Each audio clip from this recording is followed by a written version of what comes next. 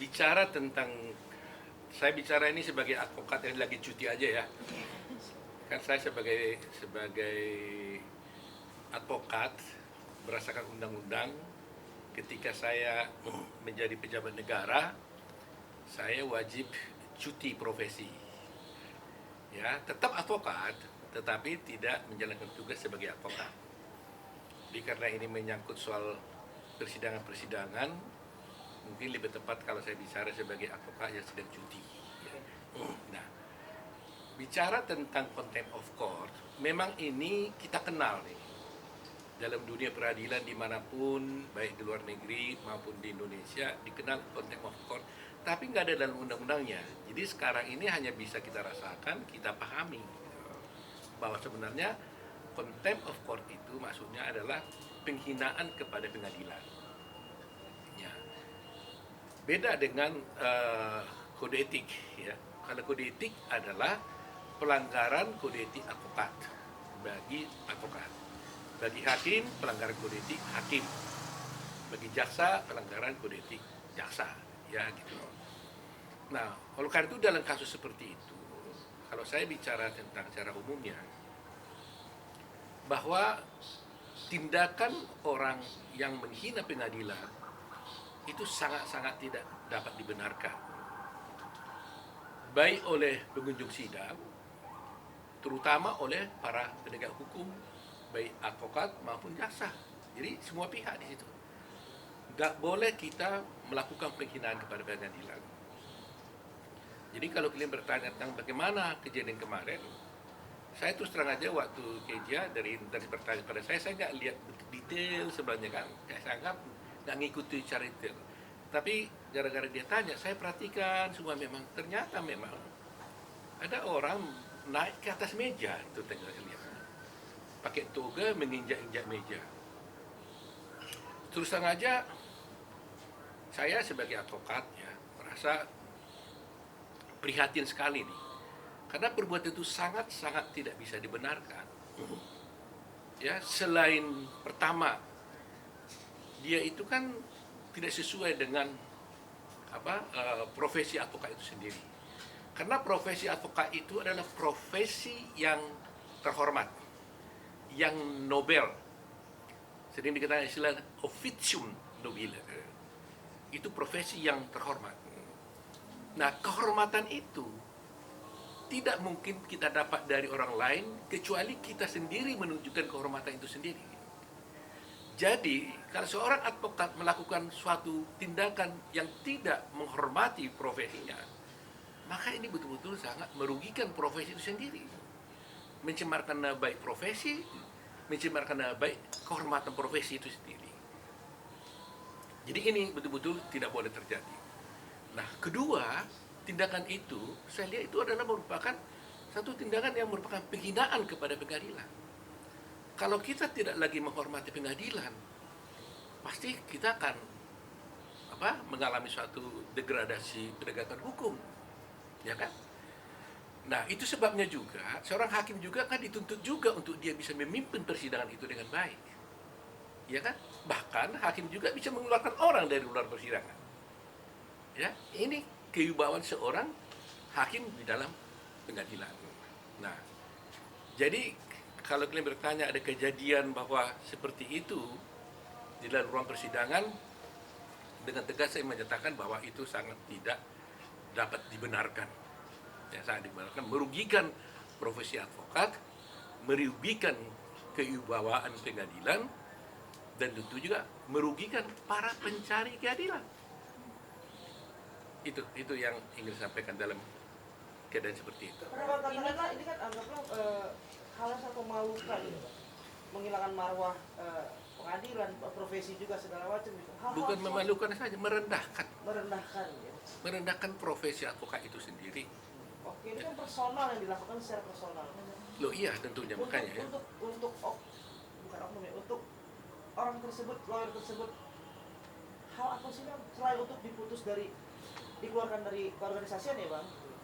Kalau aturan umumnya dalam dunia profesi advokat dimanapun, ya kan, karena organisasi advokat itu kan dibuat berdasarkan undang-undang advokat.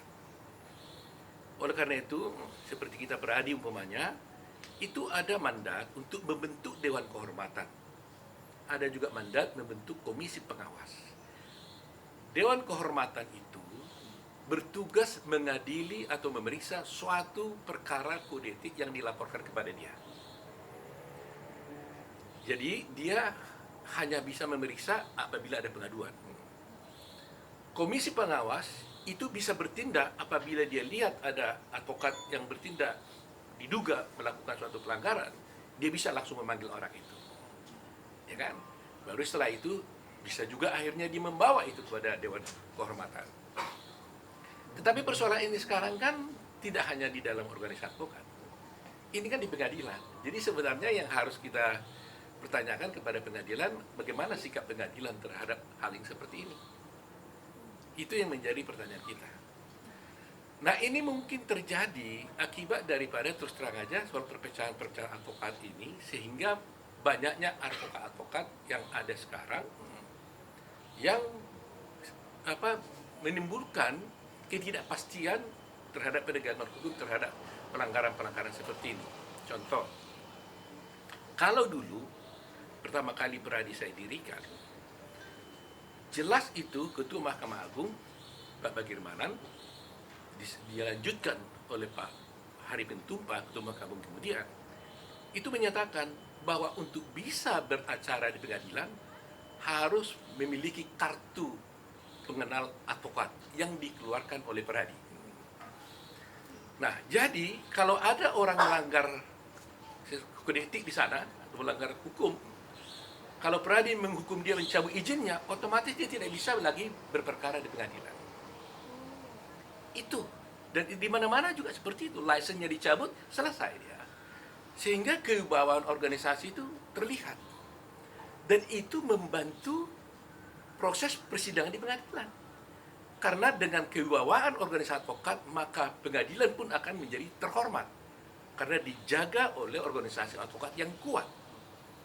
Nah, kalau organisasinya tidak sudah seperti ini, terjadi seperti ini, bagaimana?